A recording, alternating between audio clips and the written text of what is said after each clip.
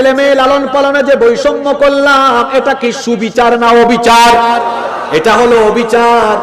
আবার দেখা যায় সন্তানদের মধ্যে জায়গা জমি ভাগ করার ক্ষেত্রে অবিচার, ছেলে মেয়ের মধ্যে অবিচার আছে, জুলুম আছে। কেমনে আছে দেখেন, এক বাপের 4 ছেলে 2 মেয়ে। আপনারা কি আপনাদের এলাকায় সম্পদ বন্টনের হিসাবে বিঘা ইউজ করেন নাকি কানি বলেন?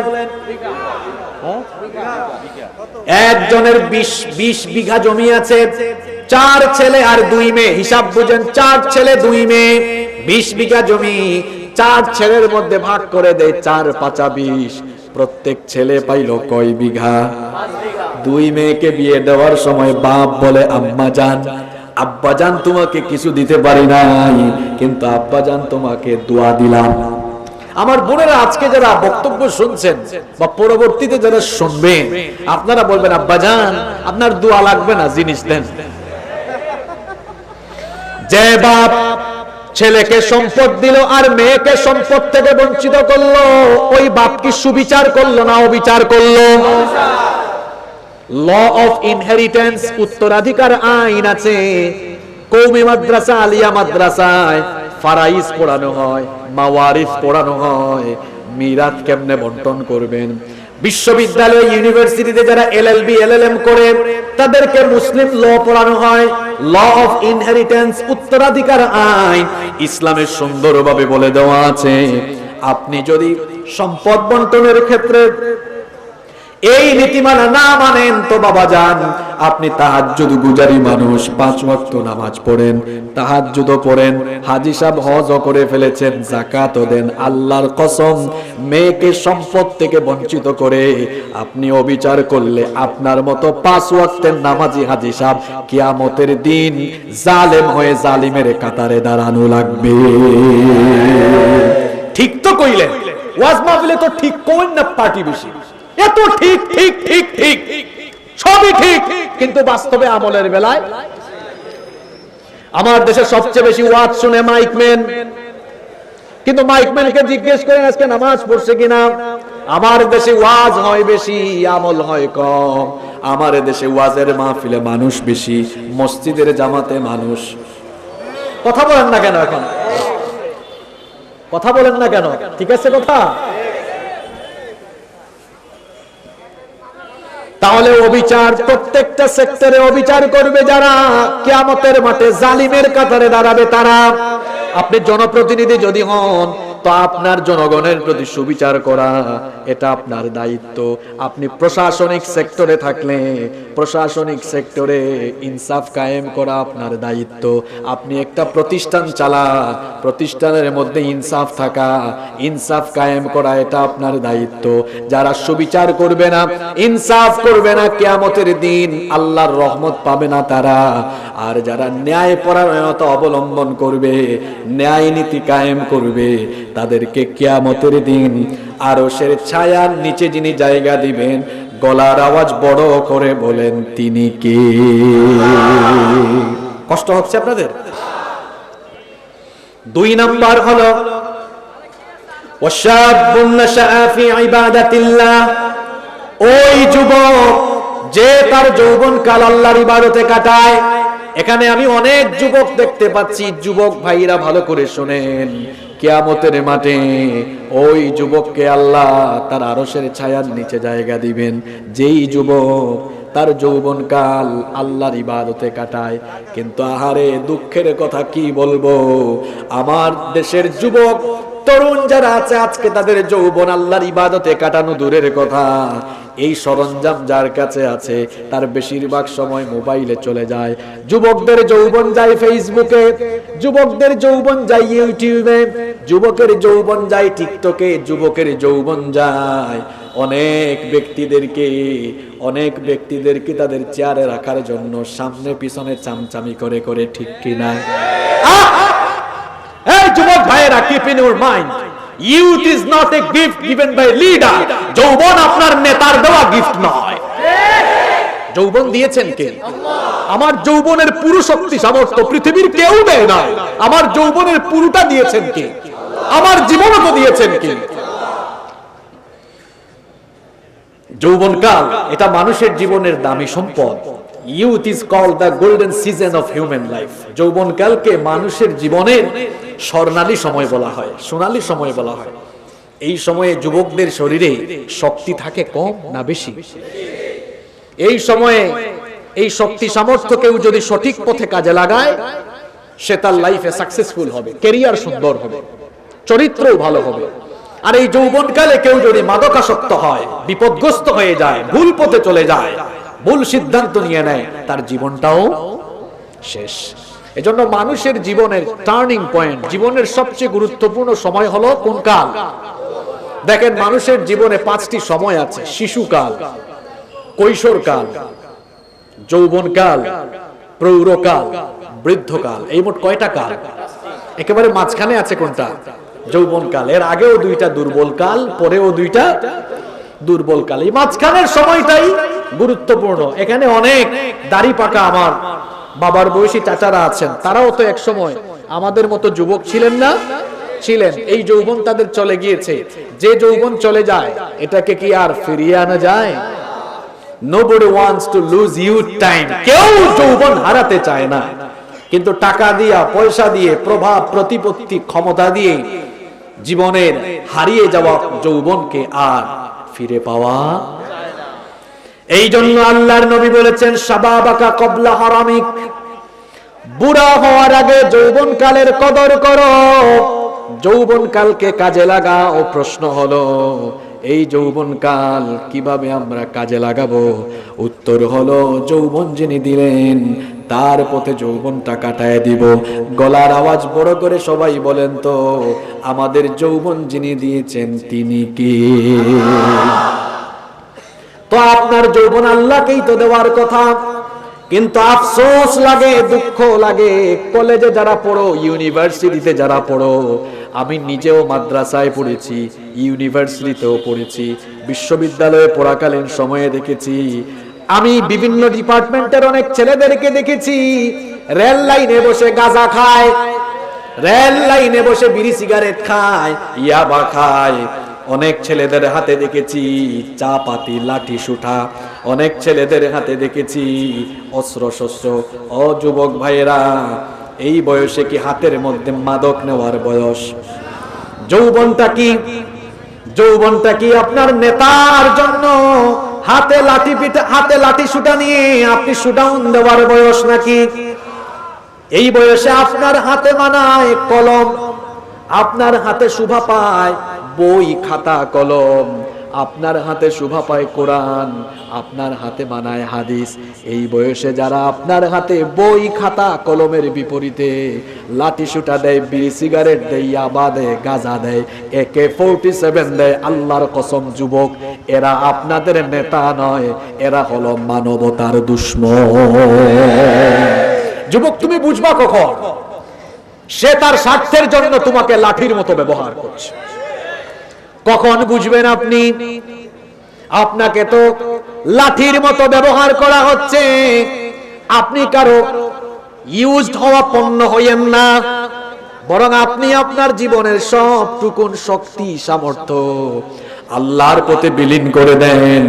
আপনার যৌবন তো আল্লাহ দিয়েছেন, এই যৌবনকে আল্লাহর পথে দিবেন কেমনে দিবেন? আজান শুনেছেন, সঙ্গে সঙ্গে মসজিদে চলে যান, নামাজে চলে যান।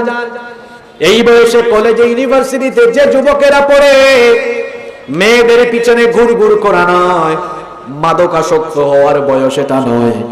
এই বয়সটা হলো পড়ার টেবিলে থাকার বয়স, পড়াশোনা করার বয়স। এই বয়সটা হলো ক্যারিয়ার সুন্দর করার বয়স, চরিত্র সুন্দর করার বয়স। এই বয়সে, যৌবন বয়সে যারা আল্লাহর ইবাদত করে করে আল্লাহর পথে যৌবন কাটাবে যারা, এদেরকে কিয়ামতের দিন আরশের ছায়ায় যিনি জায়গা দিবেন তিনি কে? 3 নাম্বার হলো ওয়ারাজুলুন কলবুহু মুআল্লাকুন ফিল মাসাজিদ।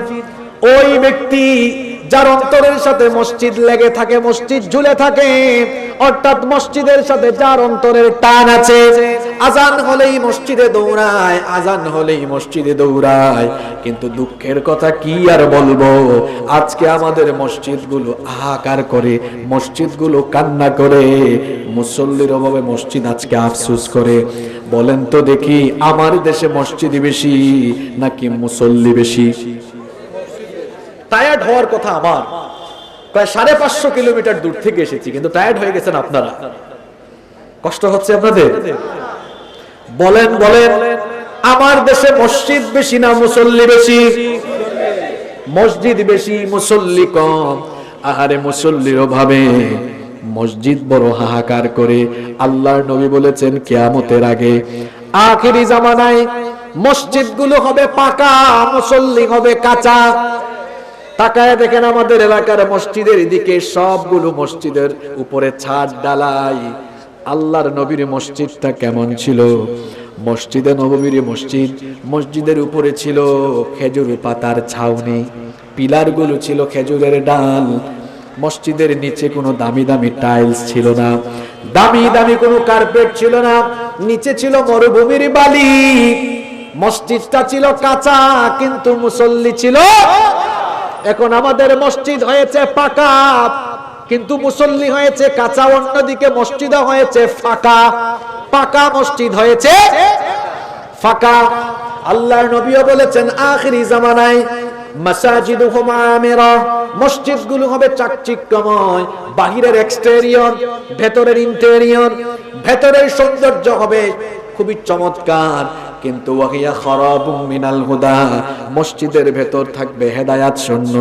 মসজিদের ভেতরে কোনো হেদায়াত থাকবে না, হেদায়াতি কথাও হবে না, হেদায়াতি কোনো কথা কিংবা কার্যক্রম সেখান থেকে পরিচালিত হবে না। আহারে আল্লাহর নবীর কথাগুলো আজকে বাস্তবেই যেন মিলে যাচ্ছে। আল্লাহর নবী বলেছেন ইন্না মিন আলামাতিস সাআহ, নিশ্চয়ই কিয়ামতের একটা আলামত হলো উলুবুন আহলুল ফিসকি ফিল মাসাজিদ, মসজিদগুলোতে ফাসিক ফুজ্জার পাপী তাপী এদের গলার আওয়াজ বড় হয়ে যাবে। দেখেন গিয়ে সমাজের মসজিদগুলোর কমিটির পদ দখল করে আছে কারা? চোর ডাকাত সুদখোর ঘুষখোর চাঁদাবাজ যারা। বেশিরভাগ মসজিদে গিয়ে দেখবেন কমিটির পদ পায় এলাকায় সবচেয়ে বেশি টাকা যার। মসজিদের কমিটির পদ দেওয়া হয়, টাকা কত আছে, ক্ষমতা কত আছে, প্রভাব কেমন আছে, এগুলো বিবেচনা করে। আর আল্লাহর নবী বলেছেন মসজিদ পরিচালনা করবে তারা সবচাইতে ক্ষুধাভীরু মানুষ যারা, 5 ওয়াক্তের নামাজি যারা, আল্লাহওয়ালা মানুষ যারা মসজিদটাকে পরিচালনা করবে তারা। হয়ে গেছে উল্টা। উল্টা হয়ে যাওয়ার কারণে দেখা যায় 3 কোটি 4 কোটি টাকা দামের এত সুন্দর মসজিদের ভেতরে দামি দামি কোনো কথা হুজুরের মুখ দিয়ে বের হয় না। হুজুরের চাকরি বাঁচানোর জন্য নরম নরম নরম নরম কথা বলেন। ওই মসজিদের মিম্বরে কখনো সুদের বিরুদ্ধে ওয়াজ হয় না, কারণ কমিটির সভাপতি সাহেব টাটকা সুদখোর। ঘুষের বিরুদ্ধে ওয়াজ হয় না, কারণ কমিটির সেক্রেটারি হলো টাটকা ঘুষখোর। দুর্নীতির বিরুদ্ধে, লুটপাটের বিরুদ্ধে ওয়াজ হয় না, কারণ কোষাধ্যক্ষ এলাকার টাটকা দুর্নীতিবাজ। যেই হুজুর এই রকম সামান্য চাকরির ভয়ে হক কথা বলেন না, তাকে নবীজি কি বলেছেন শুনেন। নবীজি বলেছেন সে হলো উলামায়ে সু। নবীজি বলেছেন উলামাউহুম শাররুম মান তাহতা আদিমিস সামা। কিয়ামতের আগে কিছু আলেম নামক জাহেল এমন ভণ্ড হয়ে যাবে, এরা প্রবৃত্তির পূজায়, পেট পূজায় ফাসিক ফুজ্জারদের পদলেহন করে হক কথা বলা বন্ধ করে দিবে। এরা হবে আখিরি জামানার নিকৃষ্ট আলেম। এদেরকে দিয়ে আল্লাহ জাহান্নাম উদ্বোধন করবেন, এদেরকে দিয়ে জাহান্নাম উদ্বোধন করা হবে। কিছু আলেম হয়েও তাদেরকে দিয়ে জাহান্নাম উদ্বোধন করানো হবে, কারণ তাদের গলা দিয়া ফাসিক ফুজ্জারদের টাকা ঢুকে, ফাসিক ফুজ্জারদের পয়সা ঢুকে, ফাসিক ফুজ্জারদের বিরিয়ানি ঢুকে, জিলাপি ঢুকে। এই জন্য ফাসিকদের বিরুদ্ধে হক কথা বলে না। ইমাম সাহেব মসজিদের পবিত্র মিম্বরে বসে হক কথা বলতে পারেন না, আপনার দরকার নাই ইমামতি করার। আপনি ব্যবসা করেন, এই ঝিনাইদহে আপনি যে কোনো ব্যবসা করেন, এই যে মুদিমালের ব্যবসা করেন, চা বিক্রি করেন, ব্যবসার মধ্যে কোনো লজ্জা আছে? কোনো লজ্জা নাই তো। ব্যবসা করবেন, স্বাধীন পেশা। আপনি ব্যবসা করেন, চাকরি করেন, যে কোনো কিছু করে খান, এটা আপনার জন্য সম্মানের হবে, এটা আপনার জন্য সম্মানজনক হবে। আর যদি বলেন না আমি মিম্বরে বসে কথা বলবো, তাহলে চোর ডাকাত সুদখোর ঘুষখোরকে ভয় না করে হক কথা সাহসিকতার সাথে বলতেই হবে। না বলতে পারলে ছেড়ে দেন। আর যদি ব্যবসাও করতে না পারেন তো মাটি কাটেন মিয়া, মাটি কেটে ভাত খান। রাসূলুল্লাহর এই সুন্নতকে আপনি মানুষের সামনে এটাকে অপমানজনক বানাবেন না। বলছিলাম যেই ব্যক্তির অন্তর মসজিদের সাথে ঝুলে থাকে, আমার দেশে এখন মসজিদ বেশি মুসল্লি কম। আমার দেশে সমাজে এখন মুসল্লি আছে মোট 5 রকমের। জুড়ে বলেন কয় রকমের? দেখেন তো কমন পড়ে কিনা। 1 নাম্বার হলো সাপ্তাহিক মুসল্লি, পুরা সপ্তাহে যায় না, জুমার দিনে গিয়ে একটু সাজদা মারে, এই রকম সাপ্তাহিক মুসল্লি আমাদের সমাজে নাই। তারপরে 2 নাম্বার হলো মাসিক মুসল্লি, সারা বছর নামাজে গেলে যাক না গেলে নাই, রমজান মাসে পাক্কা 1 মাসের মুসল্লি। এই রকমের মাসিক মুসল্লি আমাদের ঝিনাইদহে নাই। 3 নাম্বার হলো বার্ষিক মুসল্লি, সারা বছর নামাজে গেলে যাক না গেলে নাই, 2 ঈদের নামাজ তার মিস হয় না। এগুলো হলো বার্ষিক নামাজি। 4 নাম্বার হলো সিজনাল নামাজি। সিজনাল কিছু রাত আছে যেই রাতে মসজিদে মসজিদে ঘুরলে তবারুক খাওয়া যায়, সিন্নি খাওয়া যায়, যেমন শবে বরাতের রাত, লাইলাতুল কদর। এরকম সিজনাল রাতে সুন্দর পাঞ্জাবি গায়ে দিয়ে মসজিদে মসজিদে ঘুরে, এই রকম সিজনাল মুসল্লি আমাদের এই বৃহত্তর ঝিনাইদহে নাই। 5 নাম্বার হলো জানাজার নামাজি, 5 ওয়াক্ত নামাজে গেলে যাক না গেলে নাই, জানাজার নামাজ কিন্তু মিস করে না। ঢাকায় বসবাস করে, তার বাসা থেকে মাত্র 100 গজ দূরে মসজিদ, ফজরের আজান শুনে 100 গজ দূরে মসজিদে যায় না, কিন্তু রাত 4টার সময় ঝিনাইদহ থেকে ফোন গিয়েছে, হরিণাকুণ্ডতে আপনার এলাকার এক লোক মারা গিয়েছে। এই লোক ফজরের নামাজে যায় না, কিন্তু মরার খবর শুনে বিছানা থেকে উঠে গাড়িতে উঠে ঝিনাইদহের উদ্দেশ্যে রওনা দিয়েছে। কয়েক ঘন্টা জার্নি করে জানাজার নামাজে হাজির হয়েছে। বুঝলাম না, লোকটা ফজরের নামাজে বাসা থেকে 100 গজ কাছে মসজিদে গেল না, কিন্তু জানাজার নামাজ পড়ার জন্য প্রায় 200 কিলোমিটার জায়গা জার্নি করে ঝিনাইদহতে চলে আসলো। লোকটার মতলব আপনারা না বুঝলেও আমি ঠিকই বুঝেছি, ফজরের নামাজের আগে বক্তৃতা দেওয়ার সুযোগ নাই, জানাজার নামাজের আগে বক্তৃতা দেওয়ার সুযোগ আছে। এরকম বক্তৃতা দেওয়ার না কিছু মুসল্লি আছে, এগুলা ইলেকশন আসলে বেড়ে যায়। গত বছর ইউপি ইলেকশনে আমি আমার গ্রামের বাড়িতে গিয়েছি। আমি আমার সাথে ঘটে যাওয়া ঘটনা বলি, কারণ এখন তো মাহফিলে সব কথা বলাও যায় না, বললে অমুকে তমুকে রাগ করে, কারণ কার সাথে কোনটা মিলে যায়, কোরআনের কোন কথা মিলে এটাকে আমি জানি। তা আমি আমার কথাই বলি। আমি গতবার গিয়েছি এলাকায়, জোহরের আজান হয়েছে, আজান শুনে আমি মসজিদে যাচ্ছি। এলাকার সবার সাথে সুসম্পর্ক থাকে না? থাকে। আলহামদুলিল্লাহ আমার এলাকায় সবাই আমাকে খুবই ভালোবাসেন, মহব্বত করেন। তো আমি মসজিদে যাচ্ছি, 2-3 জনকে পাইলাম, তারা বিভিন্ন দল করেন। তা যাই হোক, তাদেরকে বললাম চলেন না একটু নামাজে যাই, আজান হয়েছে। বললেন আপনি যান, আমরা আসতেছি। আমি চলে গেলাম, ভাবলাম তারা আসবেন। আমি গেলাম, নামাজ আদায় করলাম, তারা আসলেন না। সালাম ফিরানোর পরে ইমাম সাহেব বললেন, সম্মানিত মুসল্লিবৃন্দ, মসজিদের নিকটবর্তী মাঠে একটি জানাজা আছে, অমুক মারা গিয়েছেন। তো যার নাম বললেন, ঘটনাক্রমে তাকে আমি চিনি, এলাকার লোক তো। তো আমি ভাবলাম নামাজের পরেই যেহেতু জানাজা, তো জানাজা পড়তে 5-10 মিনিট লাগবে, জানাজাটা আদায় করে তারপর যাব। আমি সুন্নাত আদায় করে জানাজার মাঠে গেলাম। যাইতে যাইতে দেখি যে আমি প্রথম কাতারে জায়গা পাইলাম না, প্রথম কাতারের একদম শেষে সাইডে দাঁড়াইলাম। দাঁড়াইয়া দেখি ওই যে কয়েকজন ছিল জোহরের নামাজে যাইতে বলছি, ওরা জোহরের নামাজে যায় নাই, কিন্তু জানাজার নামাজে একদম ইমাম সাহেব যেখানে দাঁড়াবেন মাঝখানে, ওই লাশ যেখানে রাখে আর কি, লাশের ঠিক পিছনে তারা হাজির। আমি চুপি চুপি দেখছি বিষয়টা। কিছুক্ষণ পর দেখি একজনের পর আরেকজন মাইক নিয়ে, কেউ 5 মিনিট 7 মিনিট বক্তৃতা করছে। যাই হোক, যেই নামাজ শেষ হতে লাগে 5 মিনিট, এটা শেষ হইতে সময় লাগছে আর কি 30-40 মিনিট। যখন জানাজা শেষ হলো, যাওয়ার সময় ওনাদেরকে ধরলাম, বললাম আপনারা জোহরের নামাজে আসলেন না, জানাজার নামাজে তো ঠিকই আসলেন। আমার হাতে ধরে বলে, আপনি হুজুর মানুষ, এত কিছু বুঝবেন না। এখন হুজুর যখন কোরআন থেকে চোরের বিরুদ্ধে বলেন, তখন চোরের গায়ে লাগে। হুজুর যখন সুদ নিয়ে ওয়াজ করেন, সুদখোরের গায়ে লাগে। ঘুষ নিয়ে ওয়াজ করলে ঘুষখোরের গায়ে। মাদক, এটা আমাদের সমাজের জন্য ভয়াবহ।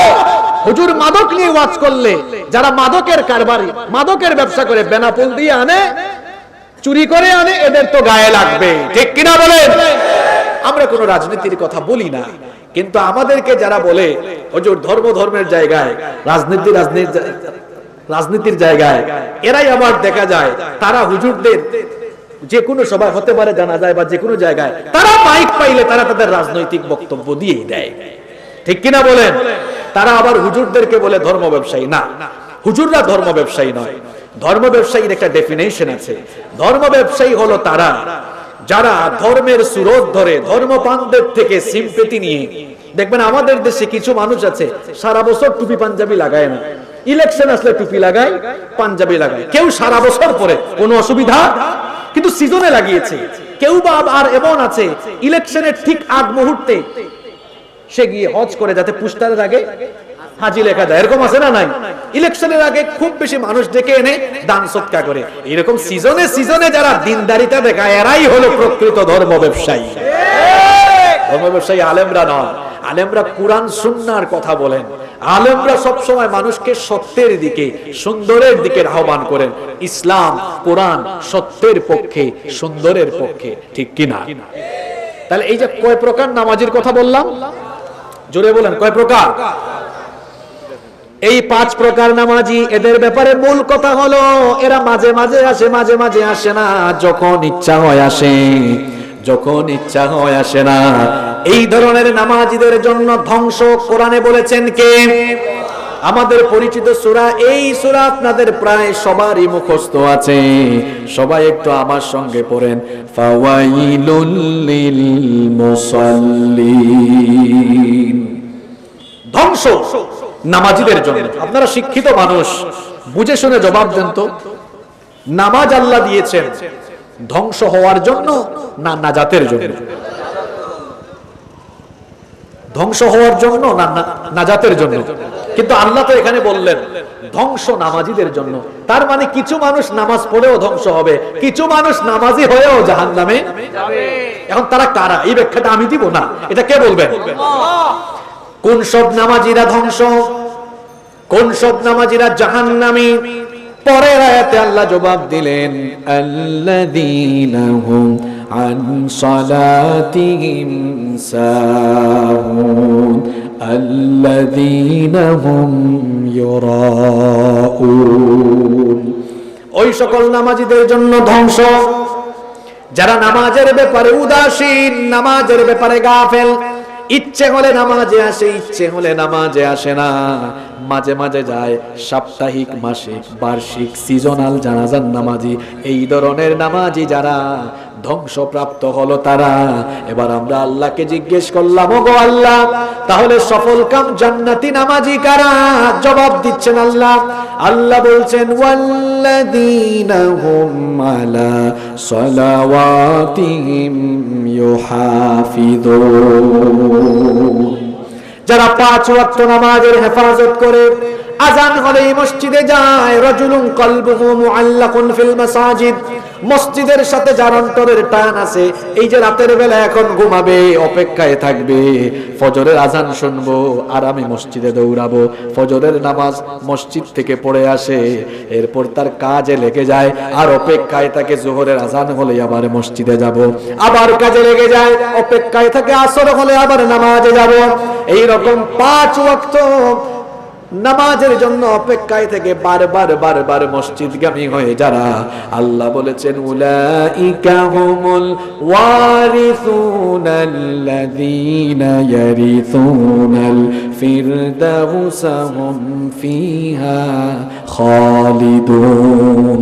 এইরকম 5 ওয়াক্তের মুসল্লি যেই লোকদের অন্তর সব সময় মসজিদের সাথে সম্পৃক্ত, এরা যখন দুনিয়ার সফর শেষ করে চলে যায়, তারা তখন আল্লাহর জান্নাতুল ফেরদাউসের ওয়ারিস হয়ে যায়।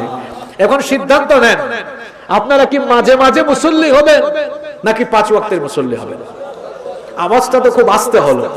আপনারা কেমন মুসল্লি হবেন? হলে তো ভালো, বুঝলে বুঝফাতা, না বুঝলে ভালো আলহামদুলিল্লাহ, না বুঝলে। যুবকেরা বলছে হুজুর আমরা এখন কেন নামাজে যাব, একটু বুড়া হই, চুল পাকুক, দাড়ি পাকুক, তারপর নামাজে যাব। ও আমার যুবক ভাইয়েরা, আপনারা যে বুড়া হবেন এর কি কোনো নিশ্চয়তা আছে নাকি? পৃথিবীতে আসার সিরিয়াল আছে, কিন্তু পৃথিবী থেকে যাওয়ার কোনো সিরিয়াল নাই। দেখবেন তাকিয়ে মাঝে মাঝে সমাজে এমন দৃশ্য আমরা দেখি, বাবা ছেলের লাশ কবরে নামায়, নানা অথবা দাদা নাতির লাশ কবরে নামায়, আছে না নাই? ও আমার যুবক ভাইয়েরা, সকলকে বলছি, এই যে ফজরের নামাজের সময় ঘুমায়া থাকেন, নামাজে যান না। আহারে একটা বারও কি মাথায় আসে না, জোহরের আগে আমার তো জানাজার নামাজ রেডি হয়ে যেতে কি হতে পারে না? আপনি যে ফজরের নামাজ কাজা করে বাড়িতে ঘুমায় থাকলেন, জোহরের আগে আপনি মারা গিয়ে আপনার জানাজার লাশ রেডি হওয়ার সম্ভাবনা নাই, আছে কিনা? তো কেমনে আপনি নামাজ কাজা করেন আমি তো বুঝি না। এত ফুটানি কইরেন না, এত বাহাদুরি কইরেন না, যে কোনো সময় আপনার প্রাণ কেড়ে নিতে পারেন কি? মানুষের অন্তরে থেকে যখন মৃত্যুর ভয় চলে যায়, সে যত রকমের শয়তানি আছে সব করতে পারে।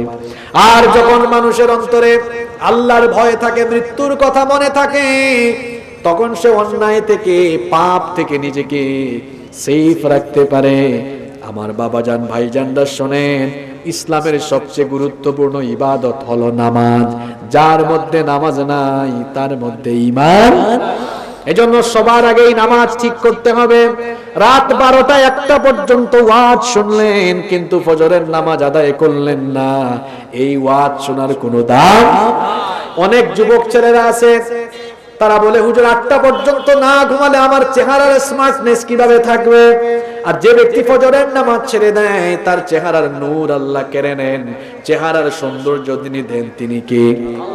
ঝিনাইদহ শহরের পার্লার গুলোতে গিয়ে ফেসিয়াল করলে চেহারা সুন্দর করা যাবে না।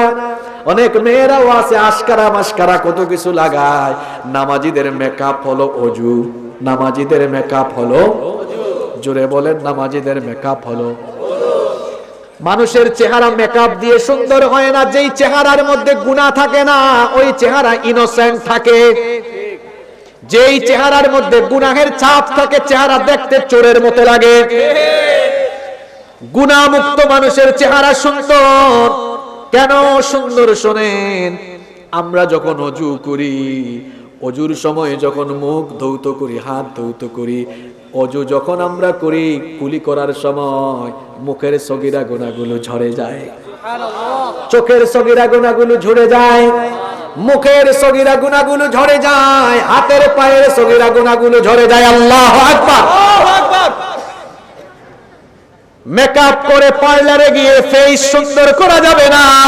5 ওয়াক্তের নামাজ ঠিক করেন, তাহাজ্জুদ করেন, চেহারার মধ্যে যিনি কিউটনেস দিবেন, চেহারার মধ্যে যিনি নূর দিবেন, তিনি কে? রাজুলুন কলবুহু মুআল্লাকুন ফিল মাসাজিদ। মসজিদের সাথে যাদের অন্তর ঝুলে থাকে, মসজিদের সাথে যাদের অন্তরের টান থাকে, এই মুসল্লিদেরকে কিয়ামতের দিন আরশের ছায়ার নিচে যিনি জায়গা দিবেন তিনি কে? কষ্ট হচ্ছে আপনাদের? আর কয়েক মিনিট থাকা যাবে না?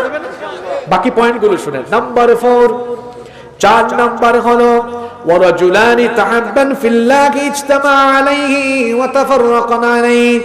ওই ব্যক্তি যে কাউকে ভালোবাসে আল্লাহর সন্তুষ্টির জন্য, আবার কাউকে ঘৃণা করে আল্লাহর সন্তুষ্টির জন্য, আমাদের ভালোবাসা আমাদের ঘৃণা করা দুইটাই হবে কার সন্তুষ্টির জন্য? কাউকে ভালোবাসবেন কাকে খুশি করার জন্য? কারোর সাথে সম্পর্ক কাকে সন্তুষ্ট করার জন্য? আমাদের ভালোবাসা সবই যেন হয় ইস্তাকমালাল ঈমান।